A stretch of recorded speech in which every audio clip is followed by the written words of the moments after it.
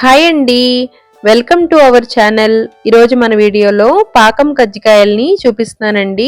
సంక్రాంతికి ప్రత్యేకంగా తయారు చేసుకునే పిండి వంటలలో ఈ కజ్జికాయలు ఒకటండి. ఈ పాకం కజ్జికాయలు పైన క్రిస్పీ లేయర్ తోటి లోపల జ్యూసీగా చాలా టేస్టీగా ఉంటాయండి. ఒకసారి చేసి పెట్టుకుంటే 10 రోజుల పాటు నిల్వ కూడా ఉంటాయండి. చాలా టేస్టీగా ఉంటాయి. కొబ్బరి పూర్ణం తోటి తయారు చేసుకునే ఈ పాకం కజ్జికాయల రుచి చాలా బాగుంటుందండి. కజ్జికాయల బల్ల లేకపోయినా సరే ఈజీగా ఈ కజ్జికాయల్ని తయారు చేసుకోవచ్చండి. ముందుగా కొబ్బరి పూర్ణం తయారు చేసుకోవడం కోసం స్టవ్ మీద ప్యాన్ పెట్టుకుని గ్లాస్ తోటి కానీ కప్పు తోటి కానీ కొబ్బరిని కొలిచి తీసుకోవాలి. 2 గ్లాసుల కొబ్బరికి 1 గ్లాసు బెల్లం కరెక్ట్గా సరిపోతుందండి. ఇప్పుడు 1 టేబుల్ స్పూన్ నెయ్యి వేసుకుని ఫ్లేమ్ని మీడియంలో పెట్టుకుని కలుపుతూ ఉడికించుకోవాలి. కొబ్బరి ఇంకా బెల్లం దగ్గరగా అయ్యి చేతికి ఉండగా అనిపిస్తే సరిపోతుందండి. మరీ ఎక్కువగా ఉడకాల్సిన అవసరం లేదు. ఇప్పుడు ఇందులోకి కొద్దిగా యాలకుల పొడిని వేసుకుని కలుపుకోవాలి. ఇలా పట్టుకుని చూస్తే చేతికి ఉండయిందనుకోండి కరెక్ట్గా ఉన్నట్లు. మరీ ఎక్కువసేపు ఉడికిస్తే చల్లారితే మరి కొంచెం గట్టిగా అవుతుందండి. ఈ విధంగా కొబ్బరి పూర్ణాన్ని తయారు చేసుకోవాలి. ఒక మిక్సింగ్ బౌల్ ఒకటి పెట్టుకుని అందులోకి 1 కప్పు మైదా గాని లేదంటే గోధుమ పిండిని గాని తీసుకోండి. ఇప్పుడు ఇందులోకి రుచికి తగినంత సాల్ట్ వేసుకుని కజ్జికాయలు గుల్లగా రావడం కోసం 1/2 టీ స్పూను వంట సోడాని వేసుకుని ఒకసారి బాగా కలుపుకోవాలి. ఇప్పుడు ఇందులోకి వేడిగా ఉన్న 2 టేబుల్ స్పూన్ల నెయ్యి గాని లేదంటే మరిగించిన నూనెను గాని 2 టేబుల్ స్పూన్ల వరకు వేసుకుంటే సరిపోతుందండి. ఈ నెయ్యి అంతా ఈ పిండికి బాగా పట్టే విధంగా కలుపుకోవాలి.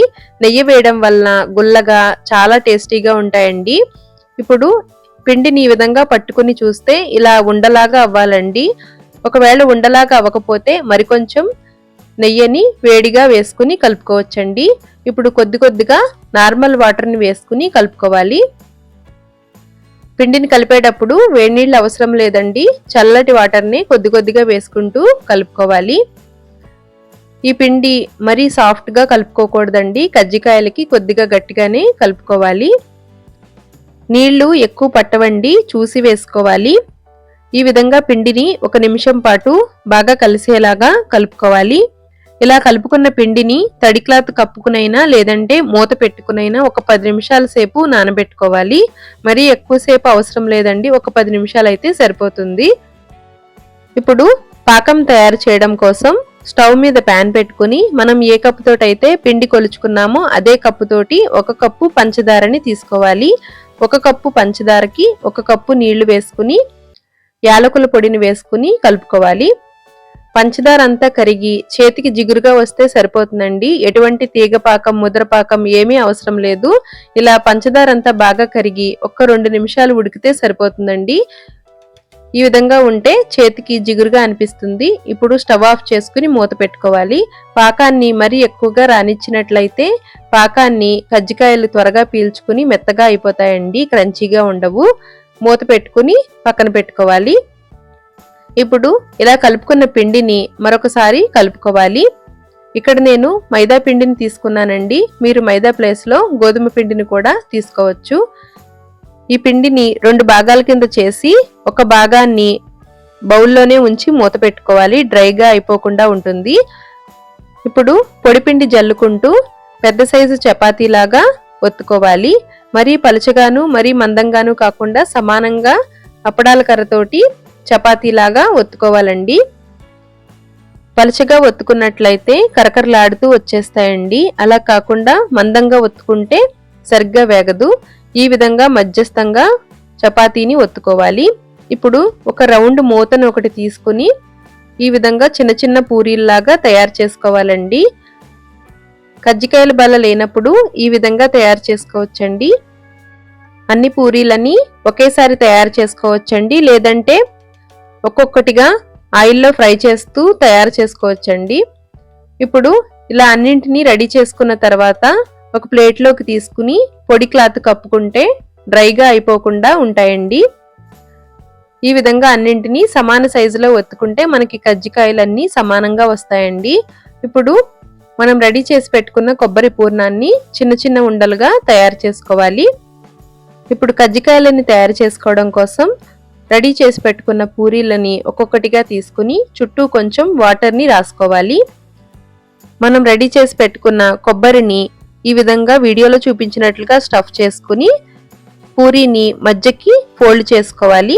చుట్టూ అంచులకి మరికొంచెం వాటర్ని అప్లై చేసుకుంటే లోపల కొబ్బరి పూర్ణం బయటికి రాకుండా ఉంటుందండి. చుట్టూ ఇలా వీడియోలో చూపించినట్లుగా ఫోర్క్ తోటి ఘాట్లు పెట్టుకుంటే డిజైన్గా బాగుంటాయండి. చేతులతోటైనా డిజైన్గా తయారు చేసుకోవచ్చు. అన్నింటినీ ఈ విధంగా తయారు చేసుకోవాలి. ఇలా అన్నింటినీ రెడీ చేసుకున్న తర్వాత డ్రైగా అయిపోకుండా పలుచటి క్లాత్ని కప్పుకున్నట్లయితే పిండి ఆరిపోకుండా ఉంటుందండి. ఇప్పుడు డీప్ ఫ్రైకి తగినంత ఆయిల్ పెట్టుకుని ఫ్లేమ్ని లోలో పెట్టుకుని కజ్జికాయలని ప్యాన్కి సరిపడినన్ని వేసుకోవాలి.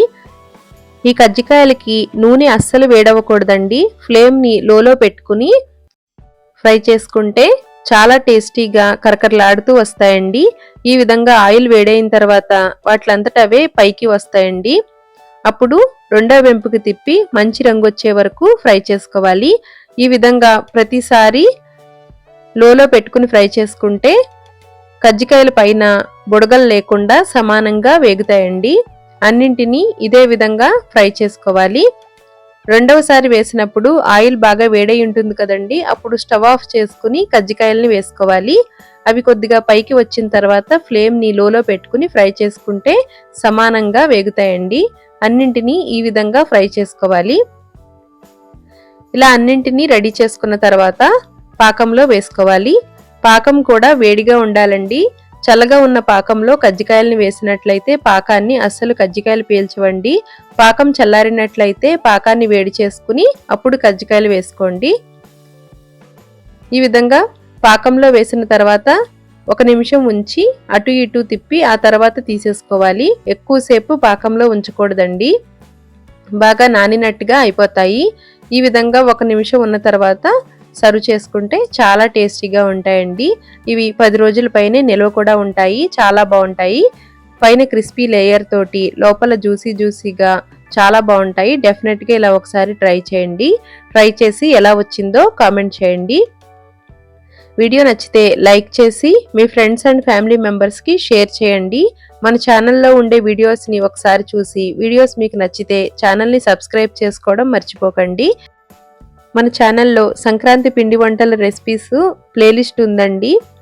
ఇంట్రెస్ట్ ఉన్న వాళ్ళు ఒకసారి చూడండి. చూసారు కదండి ఎంతో సింపుల్గా పాకం కజ్జికాయల్ని ఏ విధంగా తయారు చేశామో. మీరు కూడా ఈ పాకం కజ్జికాయల్ని ట్రై చేసి ఎలా వచ్చాయో కామెంట్ చేయండి. Videos me friends and family మెంబర్స్కి తప్పకుండా షేర్ చేయండి. Thanks for watching.